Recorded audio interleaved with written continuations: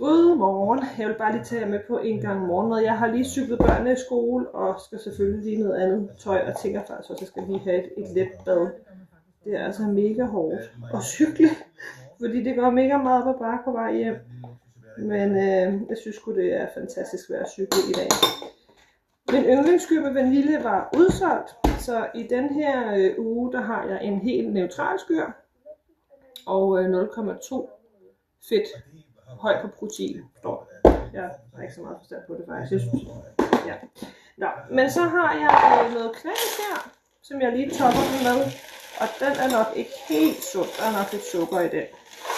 Og så har jeg lidt mandler her, som jeg også propper i. Og de er lidt saltet og ristet. Og så har jeg skyllet mig en pære. Og den kommer jeg også lige i.